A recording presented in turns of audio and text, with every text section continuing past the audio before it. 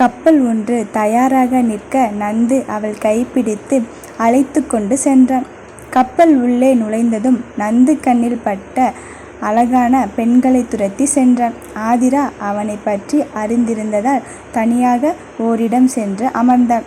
அங்கு சென்ற பிறகுதான் தெரிந்தது பார்ட்டி நாயகன் நரேஷ் என்பது. நரேஷ் தன்னுடன் ஒரு அழகிய பெண்ணை அழைத்து கொண்டு ஆதிரா அருகே வந்தான். நரேஷ், ஆதிரை செல்வி மேடம். ஆதிரா கூச்சத்துடன், சார். நரேஷ் தன்னுடன் வந்த பெண்ணை காட்டி, இது சித்ரா, என்னோட பியான்சி. இது ஆதிரை செல்வி, என்னோட ஸ்டூடெண்ட் என்று அறிமுகம் செய்து வைக்க இருவரும் கை குலுக்கினர். நரேஷ் ஆதிராவின் தலையை வருடிவிட்டு, 2 பேரும் பேசிட்டு இருங்க, ஒரு முக்கிய கெஸ்ட் வரணும், நான் பார்த்துட்டு வந்துடுறேன். ஆதிரா தலையாட்டினாள். என்ன பேசுறதுன்னு தெரியலை என்று சித்ராவிடம் சொல்லி சிரித்தாள்.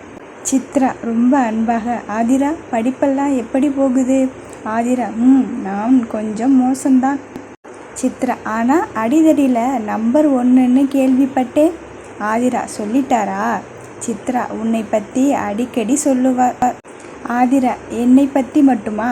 எதுக்கும் நீங்கள் கொஞ்சம் ஜாக்கிரதையாக இருங்க, அவருக்கு என்மேல் ஒரு ஈர்ப்பு இருக்குன்னு நினைக்கிறேன் என்றவளை பார்த்து கழுக்கு என்று சிரித்தாள் சித்ரா.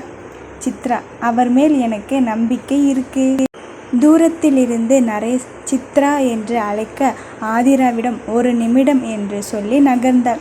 ஆதிரா, கண்ணு முன்னாடி இத்தனை வகையெல்லாம் அடுக்கிட்டு எவனுக்காக காத்திருக்க சொல்கிறாங்கடா என்று மனதில் புலம்பினாள். நரேஷ் ஆதிராவை காட்டி ஏதோ சொல்ல அந்த வெயிட்டர் தலையாட்டினான்.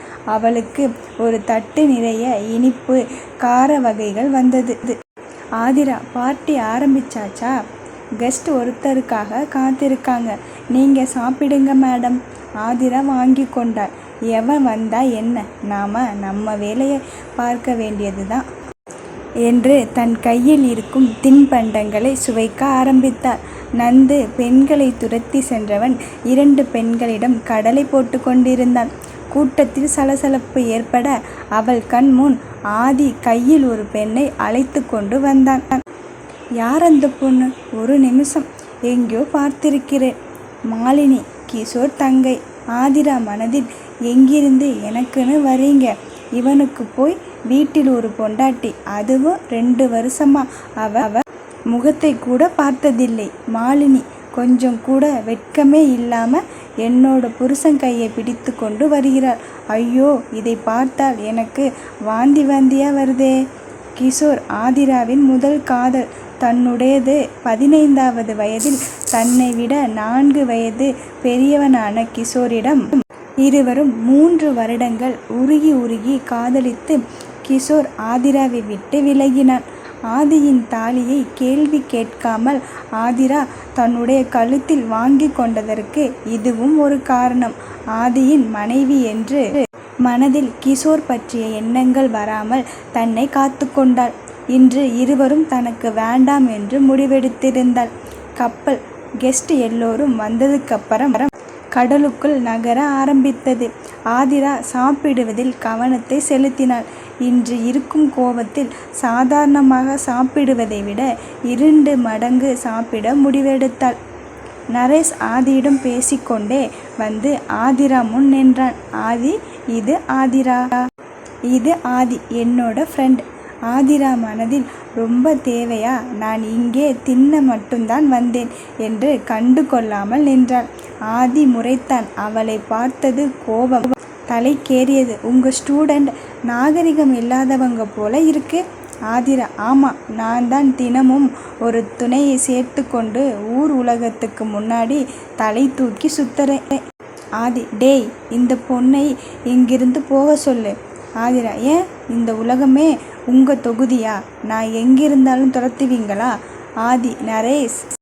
ஆதிரா புன்னகைத்து, ஏன் அவரை கூப்பிடுறீங்க? என்கிட்ட பேச தைரியம் இல்லையா? ஆதி அவள் கழுத்தை பிடித்து, உன்னை கொல்லக்கூட தைரியம் இருக்கு, பார்க்கறியா? நரேஷ் பதறி ஆதியின் கையை பிடித்தான். ஆதிரா, உங்கள் அதிகாரத்தை என்கிட்ட காட்டாதீங்க. நரேஷ், ஆதி விடுடா, வா போகலாம் என்று ஆதியின் கை பிடித்து இழுத்தான். இந்த கலாட்டாவை சுற்றி இருந்தவர்கள் வேடிக்கை பார்க்க துவங்கினர். ஆதிக்கு இன்னும் வெறி ஏறியது. நந்து சத்தம் கேட்டு கூட்டத்தை நோக்கி வந்தான். ஆதி, நரேஷ் உனக்கு தெரியாது கை காட்டினான்.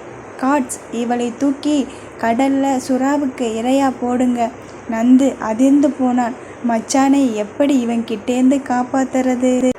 கப்பலில் ஆதியின் கட்டளைகளை நிறைவேற்ற வந்த ஆட்கள் ஆதிராவை தொடுவதற்கு முன் இருவர் கீழே விழுந்தனர். ஆதி அவளை ஆச்சரியமாக பார்த்தான். சில நொடிகளில் 6 பேரை அடித்து தரையில் தவள வைத்தாள். ஆதி புரிந்து கொண்டான் அவள் கும்ஃபு கலையில் தேர்ந்தவள் என்று. மேலும் சிலர் காட்ஸ் கூடி வந்து அவளை கட்டி இழுத்து கடலில் எறிந்தனர். நரேஷ், அவளை காப்பாத்துங்க.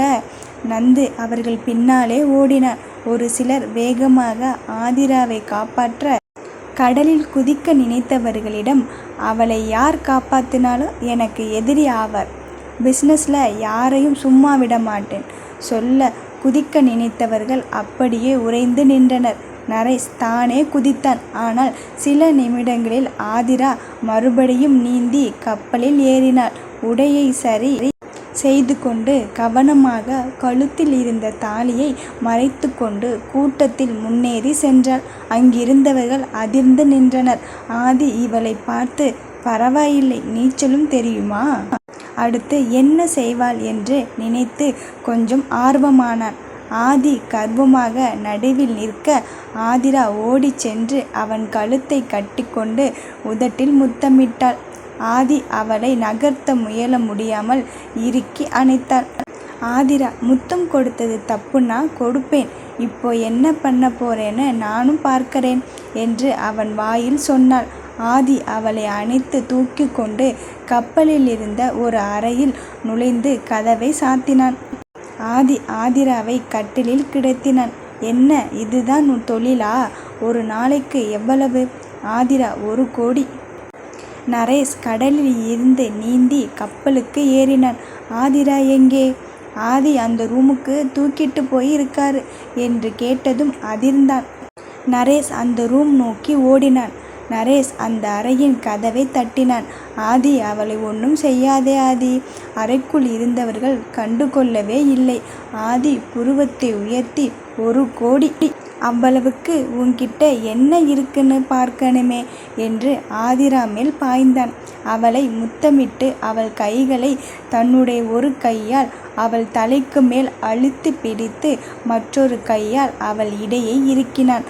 அவள் கால்களை நகர்த்த முடியாமல் தன் காலால் அழுத்தி கொண்டான். மேற்கொண்டு அவள் கழுத்தில் இறங்க அவள் கழுத்தில் உடையில் மறைந்திருந்த தாலி ஆதியின் கண்முன் விழுந்தது. அவன் குழம்பி அவளை பார்க்க இந்த சந்தர்ப்பத்தை தனக்கு சாதகமாக்கி கொண்ட ஆதிராவோ சரியாக அவன் கால் இடுக்கில் உயிர் நாடியில் உதைத்து அவனை கட்டிலில் இருந்து கீழே தள்ளிவிட்டு, 1 கோடி கொடுத்தாலும் நான் உன்னோட படுக்க மாட்டேன்னு சொல்ல வந்தேன். இப்போ வாங்கினது 1 வாரத்துக்கு ஒன்றும் வேலை செய்ய முடியாது, பாய் பாய் என்று சொல்லி உடையை சரி செய்து கொண்டு கதவை திறந்து வெளியேறினாள். நரேஷ் அவளை முழுவதுமாக பார்த்ததும் தான் தைரியமானான். அவளை அணைத்து கொண்டான். ஆதிரா, உனக்கு ஒன்றுமில்லையே? ஆதிரா, எனக்கு ஒன்றுமில்லை சார். உங்கள் ஃப்ரெண்டுக்கு தான் உங்கள் உதவி தேவைப்படும் என்று கிண்டலாக சொன்னாள். நந்தகுமார் வேடிக்கை பார்த்து கொண்டிருந்தவன், சாரி மச்சா என்று அவளை அணைக்க போனவனை தடுத்து, நரேஷ், சித்ரா, ஆதிராவை கூட்டிட்டு போ என்று அவளை சித்ராவிடம் ஒப்படைத்து விட்டு ஆதியை பார்க்க உள்ளே நுழைந்தான். நரேஷ், ஆதி, தயவு செய்து அவளை ஒன்றும் பண்ணிடாதே ப்ளீஸ். ஆதி வலியில் துடித்து சொல்லவும் முடியாமல் மெல்லவும் முடியாமல் என்றான். ஆனால் அவன் கோபம் மட்டும் அவன் கட்டுப்பாட்டை மீறி மனதில் புகைந்து கொண்டிருந்தது. கல்யாணம் ஆனவள் என்ற எண்ணம் அவனை குழப்பிக் கொண்டிருந்தது. மறுநாள் காலை காலேஜ். நந்து மச்சான், என்னால் தாண்டா உனக்கு பிரச்சனை, சாரிடா. ஆதிரா, அதெல்லாம் ஒன்றுமில்லை, விடு.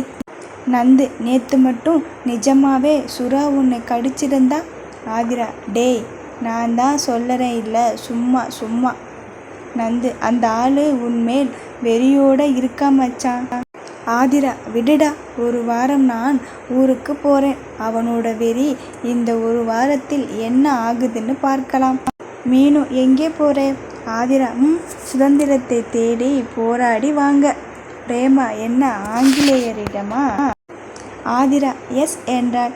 இதை கேட்டுக்கொண்டிருந்த மஞ்சு, ஆதிகேசவன் ஆதிராவை சுறாவுக்கு இரையாக்க பார்த்தானா? ரொம்ப ஜாலியாக இருக்கும் போல இருக்கே. எப்பவும் இவளை கை காட்டி இவளை போல இருக்கணும்னு சொல்லிக்கிட்டு இருக்கிற அம்மா அப்பாவை இவளை மாதிரி இருக்கக்கூடாதுன்னு சொல்ல வைக்கிறேன். ஆதிகேசவன் கிட்ட வம்பு செய்தா எப்படி இருக்கும்னு நானும் பார்க்க விரும்புகிறேன். இவ என்ன சித்திரவதை பட போறான்னு பார்க்கணும். மஞ்சு ஆதிராவிடம் வந்து, தோத்து போன நான் சொல்வதை செய்கிறேன்னு சொன்னியே. ஆதிரா அலட்சியமாக சொல்லிட்டு போ. மஞ்சுவுக்கு ஆதிராவுக்கும் ஆதிக்கும் இருக்கும் பகை தெரிந்ததால் அவனிடம் இவளை மாட்டிவிட நினைத்தாள். ஆதலால் மேலும் ஆதியின் கோபத்தை தூண்டிவிட்டு ஆதிராவை பழி வாங்க ஆதிகேசவன் ஐ லவ் யூன்னு 10 முறை சொல்லு போதும். ஆதிரா, அவ்வளவுதானே, இப்போ சொல்லறேன் கேளு. மஞ்சு, ஹலோ ஹலோ சத்தம் போட்டு சொல்லணும். ஆதிரா, சரி வா போகலாம் என்று அவளை அழைத்து கொண்டு காலேஜ் கிரவுண்டில் நின்று வாயில் கையை குவித்து கொண்டு சப்தமிட்டாள். மஞ்சு தன்னுடைய ஃபோனில் ஆதிராவுக்கு தெரியாமல் ரெக்கார்ட் செய்து கொண்டாள். நரேஷ் காலேஜ் சுற்றி வரும்போது அவள் சப்தமிட்டதை பார்த்து அவளிடம் நின்றான். ஆதிரா, போதுமா என்று திரும்பியவள் நரேஷை பார்த்து தலை கவிழ்ந்தாள். நரேஷ், ரூமுக்கு வா என்று சொல்லிவிட்டு நகர்ந்து சென்றான். ஆதிரா நரேஷை தொடர்ந்து அவனுடன் அறையில் நுழைந்து சார் என்றாள். நரேஷ், ஆதிரா, நீ என்ன செய்துட்டு இருக்கேன்னு தெரிஞ்சுதான் செய்யறியா? நேற்று அவன் உன்னை கொல்ல பார்த்தான். இன்னைக்கு நீ இப்படி கத்திக்கிட்டு இருக்கே. யாராவது இதை அவன்கிட்ட சொன்னா உன்னை பற்றி என்ன நினைப்பான்? உண்மையை சொல்லு. உனக்கும் அவனுக்கும் என்ன பிரச்சனை? வேணும்னே அவன் கோபத்தை தூண்ட இப்படி செய்துட்டு இருக்கியா? ஆதிரா, சார், அதெல்லாம் ஒன்றுமில்லை. எனக்கு கொஞ்சம் தலை வலிக்குது. நான் போகட்டா? நரேஷ், விளையாடாதே. உன்னை வேறு ஊரில் இருக்கும் காலேஜுக்கு மாத்திடுறேன். நீ அங்கே போய் படி. ஆதியோட விளையாட்டு இனி வேண்டாம். ஆதிரா, சார், நீங்கள் ஏன் என் மேல் இவ்வளவு அக்கறை காட்டுறீங்கன்னு தெரிஞ்சுக்கலாமா? நரேஷ் எதுவும் சொல்ல முடியாமல் சமாளித்தார். நீ என்னோட ஸ்டூடெண்ட், அதனால தான். ஆதிரா, பொய்.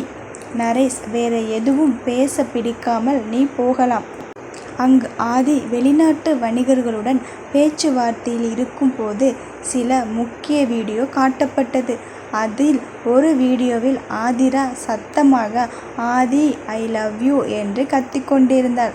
ஆதி, குரு, என்ன இது என்று சப்தமிட்டதில் நடுங்கி சார் என்று உடனே ஆஃப் செய்தான். ஆதி மீட்டிங் முடிந்ததும் குருவை அழைத்தான். அவளை பற்றி டீட்டெயில் கேட்டேனே. குரு, சார் என்று ஒரு ஃபைல் ஆதியிடம் கொடுத்தான்.